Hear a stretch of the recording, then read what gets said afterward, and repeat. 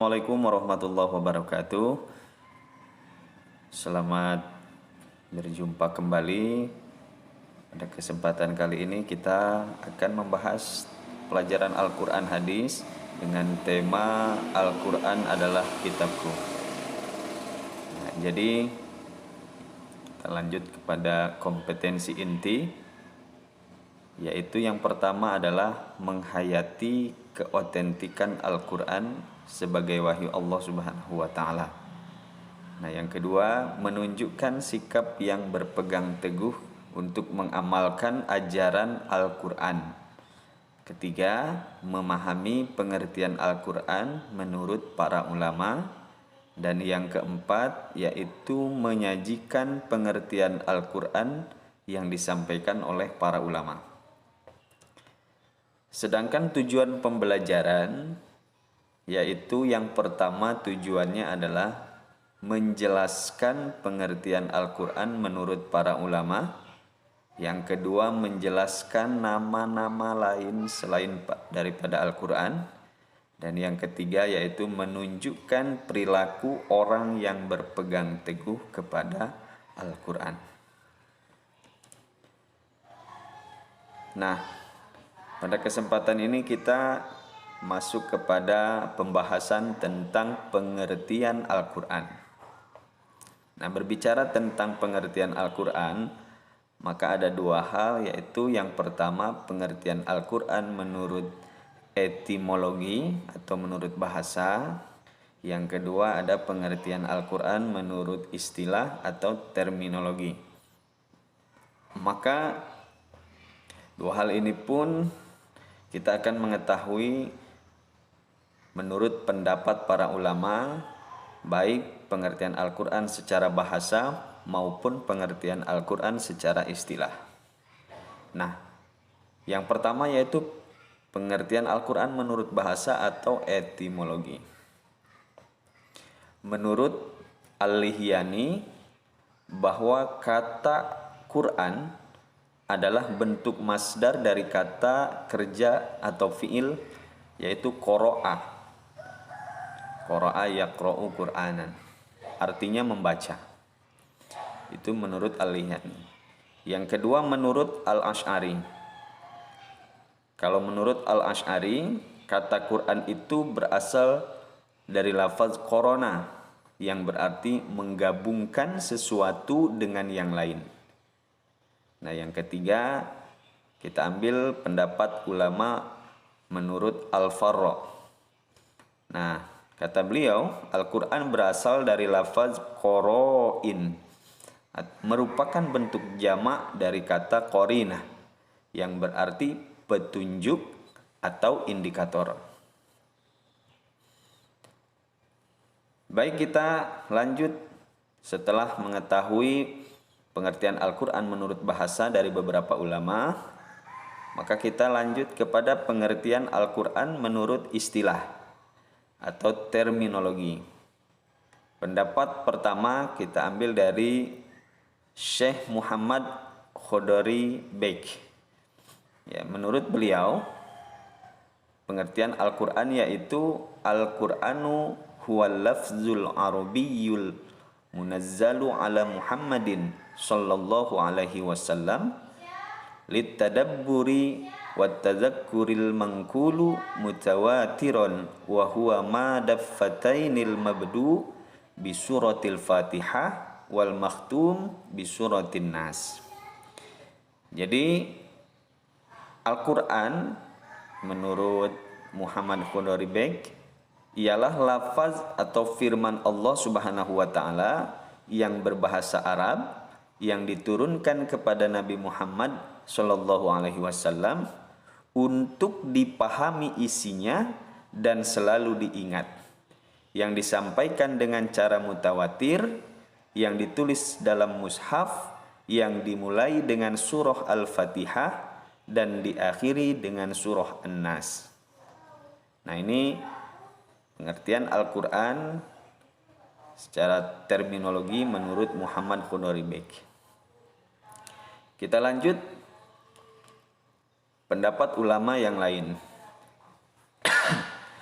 Pendapat ulama yang selanjutnya tentang pengertian Al-Quran, yaitu menurut Syekh Subhi Sholih.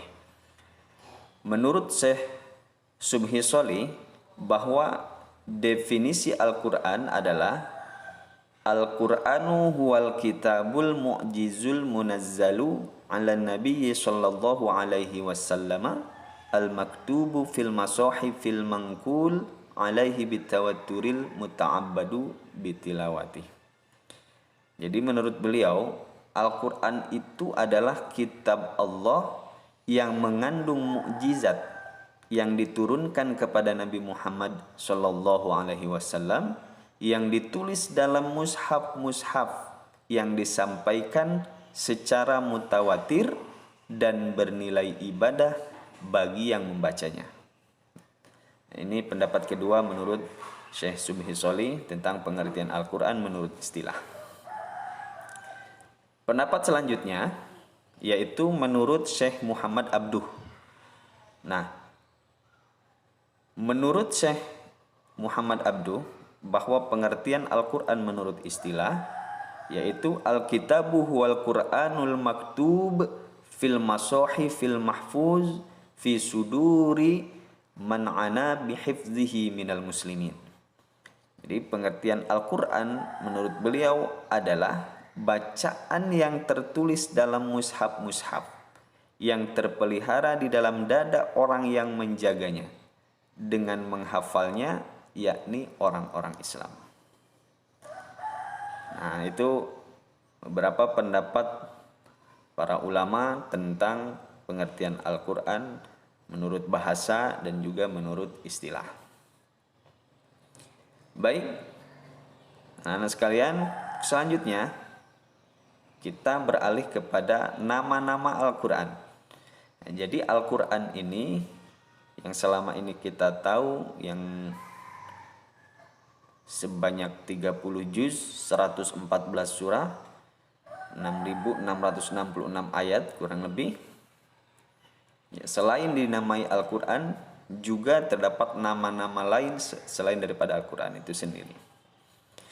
Yang pertama, Al-Quran diberi nama dengan Al-Quran itu sendiri, artinya yaitu bacaan atau yang dibaca.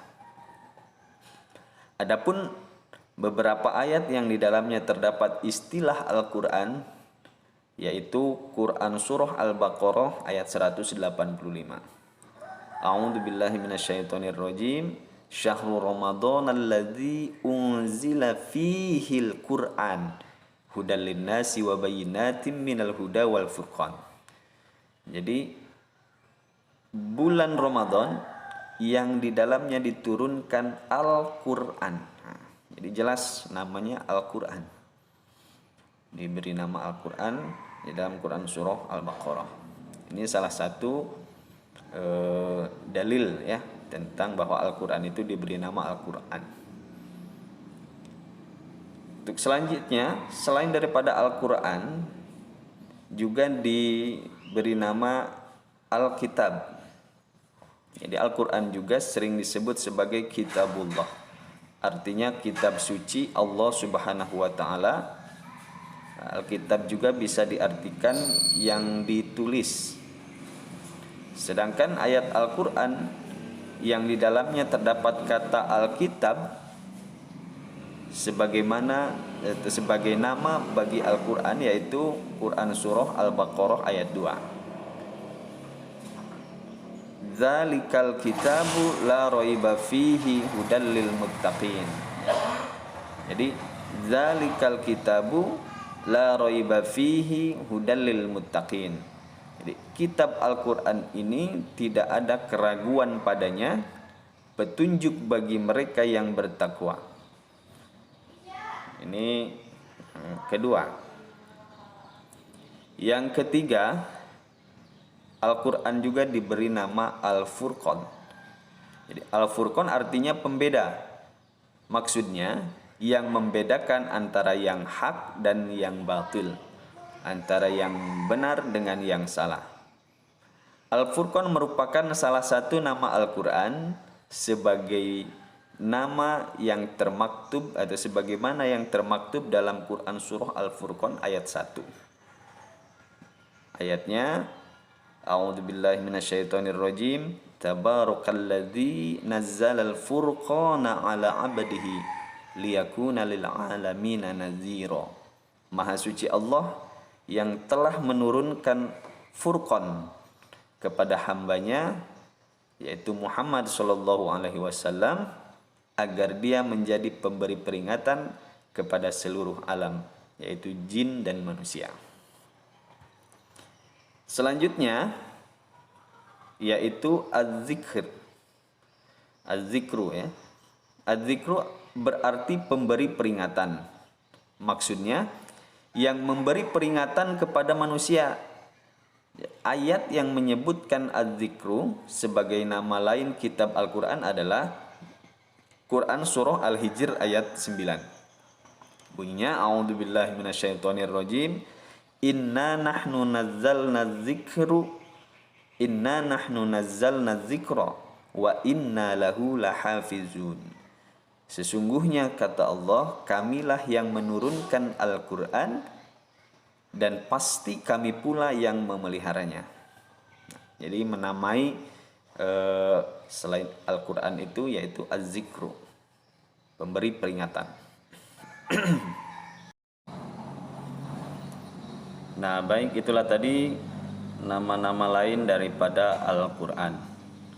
Untuk selanjutnya yaitu bagaimana perilaku orang yang berpegang teguh pada Al-Quran. Yang pertama, orang yang mempunyai perilaku berpegang teguh kepada Al-Quran, yaitu sebagai seorang yang berpegang teguh kepada Al-Quran, kita harus memiliki budi pekerti yang luhur. Karena Al-Quran berisikan tuntunan yang berkaitan dengan akhlak, yaitu ajaran agar orang muslim memiliki budi pekerti yang baik serta etika kehidupan. Jadi jelas perilaku orang yang berpegang teguh pada Al-Quran yang pertama yaitu kaitan dengan memiliki budi pekerti yang luhur, yaitu akhlakul karimah, akhlak yang baik, etika yang baik, disebut juga dengan attitude, karena jelas bahwa Rasulullah Shallallahu Alaihi Wasallam diutus di muka bumi ini untuk menyempurnakan akhlak. Innama bu'itsu liutammima makarimal akhlak. Yang kedua yaitu sebagai seorang yang berpegang teguh kepada Al-Quran, kita harus melaksanakan ibadah. Melaksanakan ibadah karena Al-Quran berisikan tuntunan yang berkaitan dengan ibadah, yakni sholat, puasa, zakat, dan haji.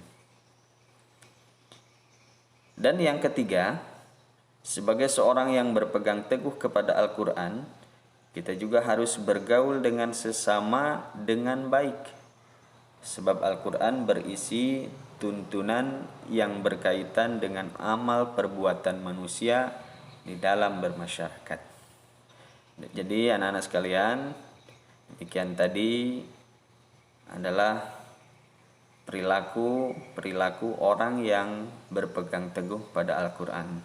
Yang pertama memiliki budi pekerti yang luhur, yang kedua melaksanakan ibadah, dan yang ketiga bergaul dengan sesama dengan baik, disebut dengan hablum minan nas. Jadi demikian pelajaran kita pada kesempatan kali ini, mudah-mudahan bermanfaat. Terima kasih atas perhatiannya, mudah-mudahan bermanfaat. Assalamualaikum warahmatullahi wabarakatuh.